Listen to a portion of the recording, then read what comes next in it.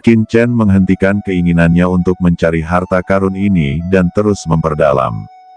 Tiba-tiba, sarang naga di depan sepertinya telah berakhir, dan yang muncul di depan Qin Chen adalah sebuah danau. Melihat danau di depannya, Qin Chen juga linglung, yang sama sekali berbeda dari pemandangan jauh di dalam sarang naga yang dia bayangkan. Air biru itu beriak dan berkilau. Orang yang tidak tahu mengira itu adalah surga. Qin Chen datang ke tepi danau. Di tepi danau, beberapa orang bijak telah tiba, dan mata mereka memadat saat Qin Chen tiba. Qin Chen telah memastikan kekuatannya sebelumnya, dan ras umum takut mereka tidak akan berani menghadapi Master Naga sejati. Ketika Qin Chen datang ke tepi danau, dia menyadari ada yang tidak beres dengan danau itu. Danau itu berkilau. Pada awalnya, Qin Chen mengira bahwa danau itu adalah semacam sumber air khusus. Tetapi ketika dia sampai di tepi danau, dia menemukan danau itu dalam dan tak terduga, dan seluruh danau memberi orang perasaan yang sangat dalam. Ini ternyata adalah danau kekuatan jiwa. Selain itu, kekuatan jiwa, dengan aura kekacauan yang kuat, bahkan memberi Qin Chen perasaan tentang asal-usul alam semesta dan awal dari segalanya. Loh, kok di telaga ini saya justru merasakan asal-muasal lahirnya alam semesta, sebenarnya telaga apa ini? Gumam Qin Chen terkejut. Bagi orang lain, itu hanyalah sebuah danau biasa, tetapi Qin Chen melihatnya secara berbeda. Pada saat ini, Qin Chen benar-benar tenggelam di dalamnya, karena dia melihat sesuatu yang luar biasa di danau ini, dan dia tidak tahu apa yang luar biasa itu, tetapi dia merasa bahwa benda ini mengandung alam semesta. Asal-muasal perkembangan bahkan memuat aturan kerja alam semesta, juga asal-usul, kehidupan abadi, hidup dan mati. Qin Chen telah memperoleh tingkat pencapaian tertentu di jalan asal. Dia memiliki pemahaman yang mendalam tentang asal-usul, tetapi ketika dia melihat danau ini, Qin Chen tiba-tiba menyadari bahwa dia masih awam. Qin Chen terobsesi dengan danau ini, kekuatan spiritualnya benar-benar terbenam di dalamnya, jiwanya sepertinya ditelan oleh lubang hitam, berpikir keras, memahami esensi asal, dan mencari evolusi jalan ini. Jika jalur ini benar-benar utuh, itu akan terlalu menakutkan. Lalu bagaimana dengan Dizun dan Tianzun? Ini mewakili arti sebenarnya dari asal-usul alam semesta. Qin Chen sendiri tidak menyadarinya, tetapi perhitungan dan wawasan yang putus asa ini telah kehilangan vitalitasnya dan bahkan kekuatan hidupnya. Dia sudah tenggelam di dalamnya, bahkan dia tidak mengetahuinya. Vitalitas Qin Chen dikonsumsi dengan sangat buruk, kepalanya mulai memutih, seolah-olah dia telah tumbuh puluhan atau ratusan tahun dalam sekejap mata. Tetapi pada saat ini, gas naga sejati di tubuh Qin Chen tiba-tiba muncul, dan asal mula waktu diaktifkan di benaknya, dan bahkan pohon ajaib dari 10.000 dunia di batu giok keberuntungan alam semesta diam-diam beroperasi, mengeluarkan kekuatan tanpa akhir. Kekuatan tak berujung memberi makan kembali jiwa Qin Chen, dan kekosongan karma dan asal mula waktu dalam jiwa juga mulai menjaga jiwa Qin Chen untuk menghentikan penuaan Qin Chen, dan mencegahnya tersesat di surga asal ini. Pada saat ini, para pemuja lainnya di tepi danau tercengang. Pada saat ini, roh naga Qin Chen sedang berguling, dan rambut hitam di salah satu ujungnya berwarna putih dan hitam, hitam dan putih, berulang kali. Ini mengejutkan yang mulia lainnya. Mereka juga bisa melihat betapa luar biasa danau itu, tetapi sama sekali tidak ada yang namanya reaksi Qin Chen ketika dia melihat danau itu. Mata beberapa Zun di sekitarnya memancarkan cahaya. Mungkinkah karena Qin Chen adalah ahli naga sejati? Kemungkinan besar tempat ini adalah kedalaman sarang naga, dan mungkin danau ini benar-benar memiliki efek khusus pada penguasa klan naga sejati.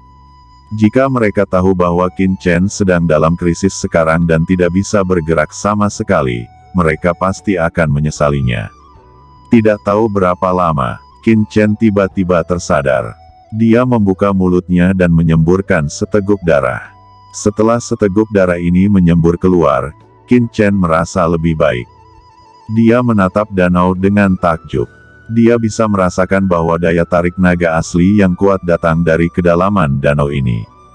Qin Chen memandangi danau di depannya dengan jantung berdebar, dan ketakutan serta keheranan yang tak ada habisnya muncul di dalam hatinya.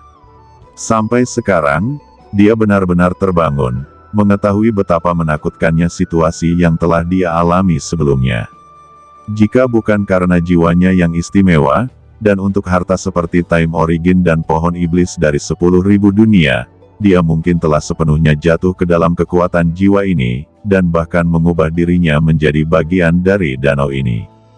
Memikirkan hal ini, Qin Chen memiliki ketakutan yang tak ada habisnya di dalam hatinya. Dia duduk bersila di tanah, dan tiba-tiba, darah melonjak di dalam tubuhnya, seolah-olah naga sungguhan meraung dan melayang di tubuhnya, dan perlahan mulai memulihkan tubuhnya yang sebelumnya rusak. Orang lain di sekitar melihat Qin Chen tiba-tiba menyemburkan seteguk darah, lalu duduk di tanah dengan wajah pucat. Baru saat itulah mereka tiba-tiba datang ke situasi Qin Chen sebelumnya, dan mereka semua kesal. Jika mereka tahu bahwa Qin Chen dalam kesulitan sebelumnya, mereka pasti tidak akan ragu untuk membunuh Qin Chen dan mengambil harta darinya, tetapi sekarang sudah terlambat. Terutama yang paling dekat dengan Qin Chen. Di tubuh Qin Chen, gelombang aura naga asli bergema terus-menerus. Meski danau di depannya hampir membunuhnya, itu juga memberinya manfaat besar. Buku asal-usul di tubuh Qin Chen menjadi semakin luas dan mendalam, dengan kekacauan yang melonjak, mengandung atmosfer langit dan bumi. Tiba-tiba, Qin Chen membuka matanya dan menghela nafas sedikit. Meskipun buku asalnya telah mengalami beberapa perubahan, konsepsi artistik semacam ini sangat tipis, yang tidak berarti bahwa ia telah benar-benar menguasai asal mula alam semesta. Jika Qin Chen bisa bertahan lebih lama, dia mungkin bisa merasakan lebih banyak, tapi dengan cara ini, Qin Chen juga akan lebih berbahaya. Dalam tubuh Qin Chen, kekuatan yang menggelembung melonjak, tetapi kerusakan sebelumnya sangat besar sehingga tidak peduli bagaimana Qin Chen merangsang darah di tubuhnya, dia tidak dapat memperbaiki dirinya sendiri dalam waktu singkat, terutama buku asal. Itu dengan panik melahap energi kacau dari dunia luar. Sangat disayangkan meskipun kekacauan di sini kuat, masih kalah jauh dengan perolehan kitab asalnya. Perubahan tubuh Qin Chen juga menarik perhatian orang lain di sekitarnya. Orang dari klan naga sejati ini sebenarnya sedang memperbaiki rantai di sini. Apakah dia baru saja melihat sesuatu di danau jiwa ini? Ketika kami datang ke sini, kami tidak melihat ada orang yang menatap danau dalam waktu lama seperti dia, atau bahkan muntah darah. Orang ini adalah naga sejati, dan inilah kedalaman sarang naga. Mungkinkah dia benar-benar mendapatkan sesuatu? Kata banyak orang membicarakannya. Hanya pada saat berikutnya, tindakan Qin Chen membuat semua orang semakin terdiam, dan dia melihat buah tiba-tiba muncul di tangan Qin Chen, dan kemudian dia menggigit dan mulai makan. Sialan, dia benar-benar makan buah di sini. Salah. Pada saat berikutnya, mata semua orang membulat, karena mereka dapat melihat bahwa apa yang dimakan Qin Chen adalah buah kekacauan. Pada buah, udara kacau yang mengepul meresap ke tubuh Qin Chen. Memelihara tubuh fisiknya, dan ada jejak kekacauan dalam buku asal di tubuh Qin Chen. Apakah orang ini gila? Semua orang memandang Qin Chen dengan takjub. Meski buah Void adalah harta karun, namun tidak bisa langsung ditelan. Itu mengandung kekuatan khusus yang bahkan bisa merusak tubuh Sun. Tapi Qin Chen mencibir, tidak khawatir sama sekali. Tidak ada yang melihat bahwa kekuatan totem hitam tiba-tiba keluar dari tubuhnya. Kekuatan totem memancarkan aura yang perkasa, dan kekuatan khusus dalam buah Void sedikit menghancurkan, dan menghilangkan, akhirnya, kekuatan ini langsung memasuki tubuh naga Qin Chen dan menjadi bagian dari kekuatan fisik Qin Chen.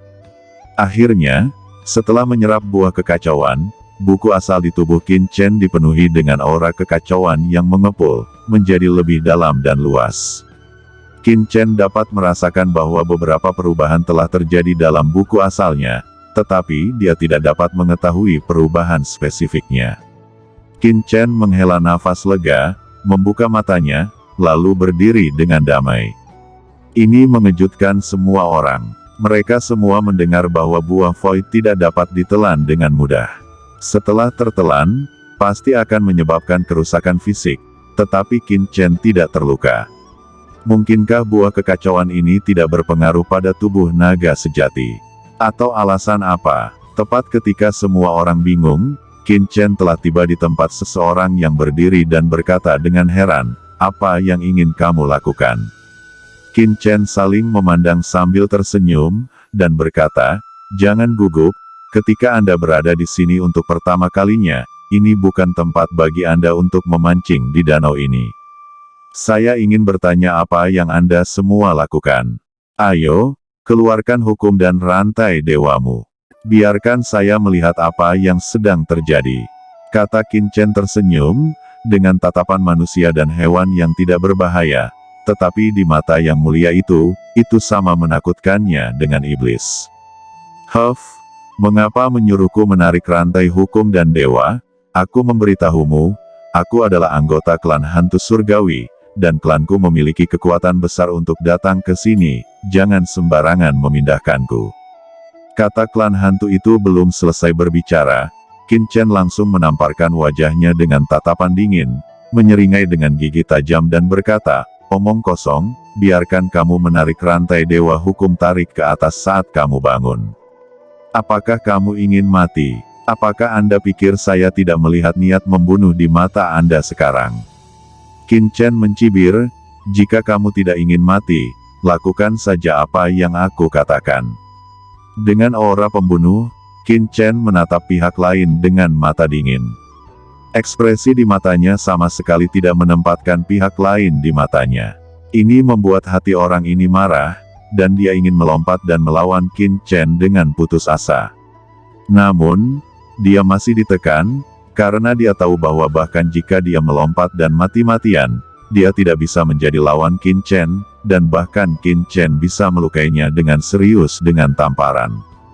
Dia hanya bisa menanggungnya. "Yang mulia ini jangan keterlaluan," kata orang kuat di Zun di samping, wajahnya sangat suram, karena menjadi sombong di sini tidak hanya mempermalukan penguasa ras hantu, tetapi juga mempermalukan semua orang.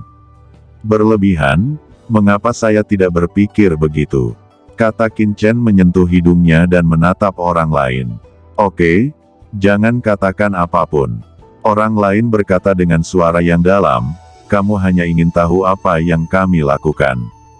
Danau yang Anda lihat sekarang memiliki harta yang berharga. Selama Anda memadatkan hukum dan rantai dewa Anda sendiri menjadi seutas tali, Anda bisa masuk jauh ke dalam danau jiwa ini. Jika ingin mendapatkan harta karun, Anda bisa menyusup ke rantai hukum dan dewa. Tidak perlu terlalu agresif."